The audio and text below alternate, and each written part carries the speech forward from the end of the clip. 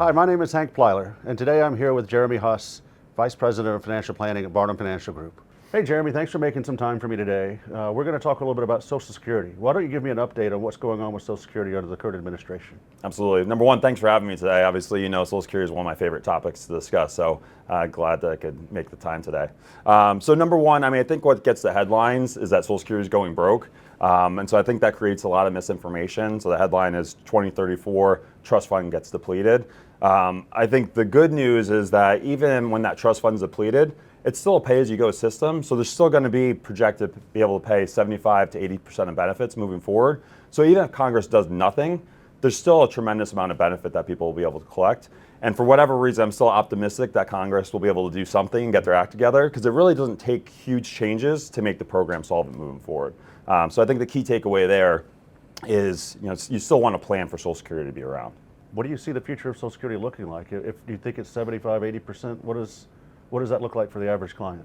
Yeah, so average benefits, you're probably around $2,500 a month for benefits. Again, I would like to think that they'll make it solvent for future generations. What we would likely see is maybe changes for younger people.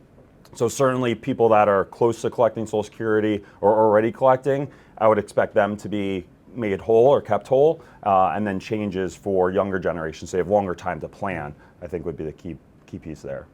What should we think about for claiming strategies, Jeremy?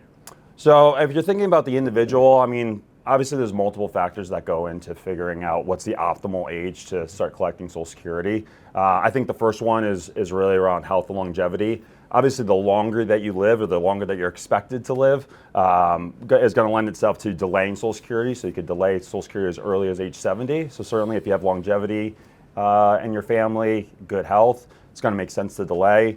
You could take as early as age 62. So again, if you have a shortened life expectancy, maybe it makes sense to take earlier. Other factors to consider thinking about, are you still working, right?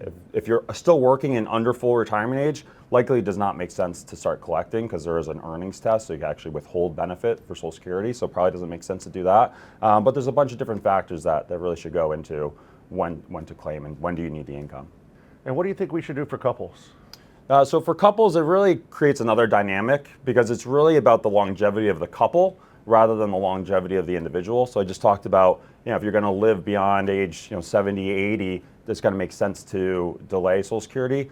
For spouses, it's really, or one of them, going to live beyond the age of 80. And obviously there's a high probability that one person will survive, because what happens with spouses is that when one spouse passes away, the higher of the two benefits continues. So again, you really want to look at it as a collective decision rather than an individual decision. So many times it's going to make sense, maybe one person starts earlier, and then you try to maximize the higher of the two benefits. Sounds good, thank you. Of course. What about for divorced people?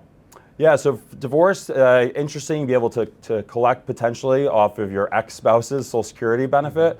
So if you're married for longer than 10 years and not currently remarried, there's a potential that you could actually collect on that person's benefits, and they never need to know. So I know that kind of comes up for divorced spouses. The other spouse doesn't need to sign off on it. So it's something that, hey, if you were married to this person for longer than 10 years, definitely something to look into to see if you're eligible for benefits. And what do you want to leave us with today? Yeah, I think Social Security, the claiming decision is a complicated one. I think a lot of times people just make it on a whim. I think sometimes they spend more time planning their vacation than claiming Social Security. The reality is that decision that some people make on a whim could be the shift of a few $100,000. So I think it's really important to sit down, understand the different factors that go into optimizing Social Security, and really put a plan together in place. And really, I think it starts with, that's your foundation for your retirement income plan. But then what other income sources do you have coming in? What are your other assets? How are you going to recreate assets from that you've accumulated? So I think it's really important to put all these pieces together into a cohesive strategy. It's always a pleasure to sit down with you and learn a little bit more about Social Security. Thanks so much for having me today. I really appreciate it. Absolutely, Jeremy. Have a great day.